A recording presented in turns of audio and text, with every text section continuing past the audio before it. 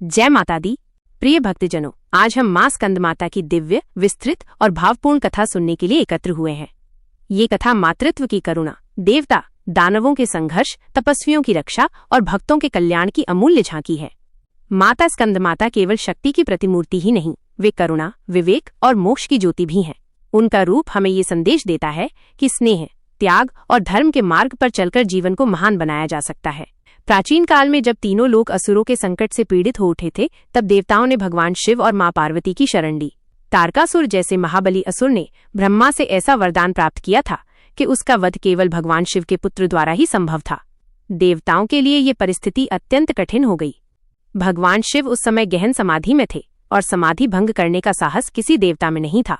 देवताओं ने विनम्र भाव से मां पार्वती की आराधना की। मां ने अपने अंतःकरण में देवताओं की व्यथा को अनुभव किया और संकल्प लिया कि वे इस संकट का समाधान करेंगी। उन्होंने तप और योग बल से एक दिव्य पुत्र को जन्म देने का निश्चय किया। मां के तप से धरती, आकाश और पाताल तक में कंपन हुआ। अंततः उनकी साधना सफल हुई और उन्होंने दिव्य बालक को जन्म दिया। यही बालक आगे चलकर स्कंद या कार्तिकेय कहलाए, जो देवसेना के सेनापति बने। बालक स्कंद के जन्म के समय चारों ओर दिव्य आभा फैल गई। माता ने उन्हें अपनी गोद में उठाया और मातृशक्ति की करुणा से पाला। कहते हैं कि स्कंद का पालन पोषण 6 कर्तिकाओं ने भी किया, जिनके कारण वे कार्तिकेय नाम से प्रसिद्ध हुए। परंतु उनके जीवन की जड़ में मां पार्वती का त्याग और ममता ही थी। जैसे जैसे स्कंद बड़े हुए, उन्होंने युद्ध कला और शौर्य में अद्भुत निपुणता प्राप्त की। देवताओं ने उन्हें अपना सेनापति घोषित किया। जब तारकासुर और उसकी दैत्य सेना ने देवताओं पर आक्रमण किया, तब स्कंद ने अपनी मां के आशीर्वाद से रणभूमि में प्रवेश किया। रणभूमि का दृश्य अत्यंत भीषण था। आकाश में शंखनाद गूंज रहे थे, पृथ्वी कांप रही थी और दैत्यों की गगनभेदी गर्जना चारों दिशाओं में प्रतिध्वनित हो रही थी। बालक स्कंद ने दिव्य शस्त्रों से दैत्यों पर प्रहार किया। तारकासुर ने भी अपनी शक्ति का पूरा प्रयोग किया, किंतु मातृशक्ति का वरद हस्त और भगवान शिव का आशीर्वाद स्कंद के साथ था।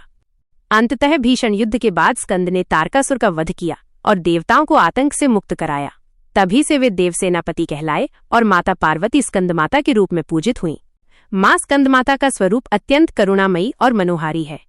वे सिंह पर आरूढ़ रहती हैं, 4 भुजाओं वाली हैं, 2 हाथों में कमल है, एक हाथ से आशीर्वाद देती हैं और एक भुजा में अपने पुत्र स्कंद को धारण करती हैं।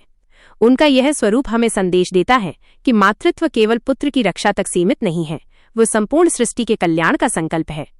कथाओं में वर्णित है कि जब जब भक्त या साधक संकट में पड़े, मां स्कंद माता ने उनकी रक्षा की। एक प्रसंग में जब दानवों ने साधकों की तपस्या भंग करनी चाहिए, तब साधकों ने मां का स्मरण किया।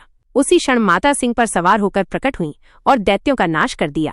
साधकों की तपस्या सफल हुई और उन्हें दिव्य ज्ञान की प्राप्ति हुई। एक अन्य कथा में कहा जाता है कि एक निर्धन ब्राह्मण परिवार अत्यधिक कष्ट में था। उन्होंने श्रद्धापूर्वक मां स्कंद माता की पूजा की।